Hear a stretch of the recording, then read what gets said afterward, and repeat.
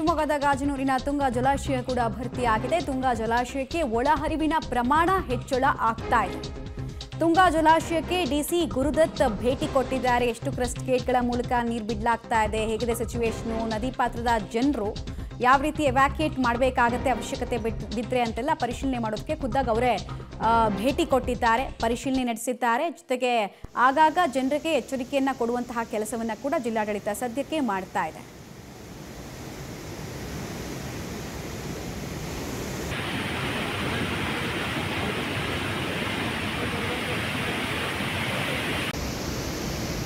ಮಲೆನಾಡಿನ ಭಾಗದಲ್ಲಿ ಧಾರಾಕಾರವಾಗಿ ಮಳೆ ಸುರಿತಾ ಇದೆ. ಅದರಲ್ಲೂ ಶಿವಮೊಗ್ಗ ಜಿಲ್ಲೆಯಲ್ಲೂ ಕೂಡ ನಿನ್ನೆ ರಾತ್ರಿಯಿಂದನೇ ಎಡೆಬಿಡದೆ ಮಳೆ ಸುರಿಯುತ್ತಿದೆ. ಹೀಗಾಗಿ ತುಂಗಾ ಜಲಾಶಯ ಸಂಪೂರ್ಣ ಭರ್ತಿಯಾಗಿದೆ. ತುಂಗಾ ಜಲಾಶಯದಿಂದ ಈಗಾಗಲೇ 60,000 ಕ್ಯೂಸೆಕ್ಸ್ ನೀರನ್ನು ತುಂಗಾ ನದಿಗೆ ಬಿಡಲಾಗ್ತಿದೆ. ನೀವು ನೋಡ್ಬೋದಾಗಿದೆ, ನಾವು ಇವಾಗ ತುಂಗಾ ನದಿಯ ದಡದಲ್ಲಿದ್ದೀವಿ. ತುಂಗಾ ನದಿಯ ಇಲ್ಲಿ ಶಿವಮೊಗ್ಗದ ಕೋರ್ಪಲೆಯ ಛತ್ರದಲ್ಲಿರುವಂಥ ಮಂಟಪ ಮುಳುಗಡೆಯಾಗಿದೆ. ಸುಮಾರು 60,000 ಕ್ಯೂಸೆಕ್ಸ್ ನೀರನ್ನು ಬಿಡುಗಡೆ ಮಾಡಿರೋದ್ರಿಂದ ಈ ಮಂಟಪ ಮುಳುಗಡೆಯಾಗಿದೆ.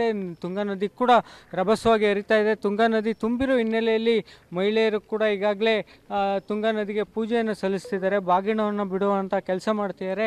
ಜನರು ಕೂಡ ಸಾಕಷ್ಟು ಸಂಖ್ಯೆಯಲ್ಲಿ ಮಳೆಯ ನಡುವೆ ತುಂಗಾ ನದಿಯನ್ನು ವೀಕ್ಷಣೆ ಮಾಡ್ತಿದ್ದಾರೆ. ಸಾಮಾನ್ಯವಾಗಿ 1,00,000 ಕ್ಯೂಸೆಕ್ಸ್ ನೀರನ್ನು ನದಿಯಿಂದ ಬಿಟ್ಟ ಸಂದರ್ಭದಲ್ಲಿ ಈ ಒಂದು ಮಂಟಪ ಭರ್ತಿಯಾಗ್ತಿತ್ತು. ಆದರೆ ಈ ಬಾರಿ ತುಂಗಾ ನದಿಗೆ ತಡೆಗೋಡೆಯನ್ನು ನಿರ್ಮಿಸಲಾಗಿದೆ, ವಿವಿಧ ಕಾಮಗಾರಿ ಕೂಡ ಮಾಡಲಾಗಿದೆ. ಹೀಗಾಗಿ 60,000 ಕ್ಯೂಸೆಕ್ಸ್ ನೀರಿಗೇ ಈ ಒಂದು ಮಂಟಪ ಮುಳುಗಡೆಯಾಗಿದೆ. ಒಂದು ವೇಳೆ ಇದೇ ರೀತಿ ಧಾರಾಕಾರ ಮಳೆಯಾದರೆ ಜಲಾಶಯದಿಂದ ಮತ್ತಷ್ಟು ನೀರನ್ನು ಹೊರಗೆ ಬಿಡಲಾಗ್ತದೆ. ಸುಮಾರು 1,00,000 ಕ್ಯೂಸೆಕ್ಸ್ ನೀರು ಬಿಟ್ಟಿದ್ದೇ ಆಗಿದ್ದರೆ ಈ ತುಂಗಾ ನದಿಯ ದಡದಲ್ಲಿರುವಂಥ ಅನೇಕ ಬಡಾವಣೆಗಳು ಮುಳುಗಡೆ ಕೂಡ ಆಗ್ತವೆ, ಅಂದರೆ ಪ್ರವಾಹ ಕೂಡ ಬರುವಂಥ ಸಾಧ್ಯತೆ ಇದೆ. ಹೀಗಾಗಿ 60,000 ಕ್ಯೂಸೆಕ್ಸ್ ನೀರನ್ನು ಬಿಡುತ್ತಿರೋ ಸಂದರ್ಭದಲ್ಲಿ ಈ ಪ್ರಮಾಣದಲ್ಲಿ ಇಷ್ಟೊಂದು ರಭಸವಾಗಿ ನದಿ ಉಕ್ಕಿ ಹರಿತಾ ಇದೆ.